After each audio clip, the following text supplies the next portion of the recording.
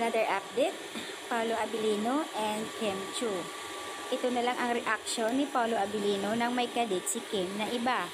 Yung feeling boss mong napakasiloso. Dito po sa episode 6 na, streaming on View App. I think may problema ang View Apps. Ang akala ko naman ay nakakapag-premium ka na, dapat advance ang something. May problema nga ang View Apps ayon sa karamihan. But anyways, dito tayo sa kilig moments ng Kim Pao. Yung boss mong red flag, takot ma-inlove si Kim sa iba.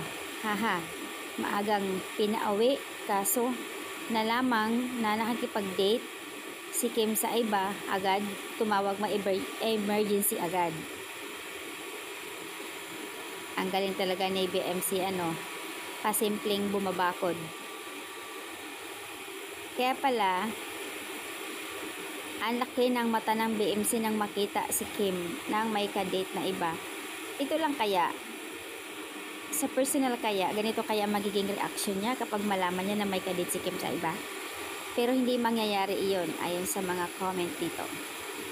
Siyempre, mas nangingibabaw naman ang feeling ni Kim kay Paolo compared naman doon sa kadate niya. Pero yun po ay episode lang ha. Samantala, marami nga naman talagang nagrereklamo dito sa View App dahil nga ay something may problema. Sa post naman ni Kim sa X, sa Twitter, na sinasabi niya, ano ba ang problema natin?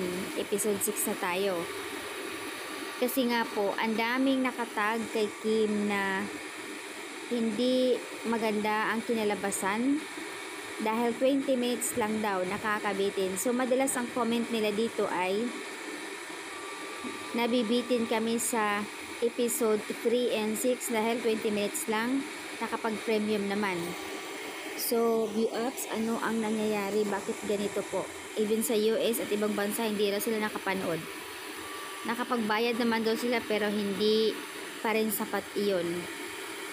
At dahil nga idol nila yung nandoon, Chinita Princess at Paolo Abilino, syempre tuwang-tuwa naman yung iba.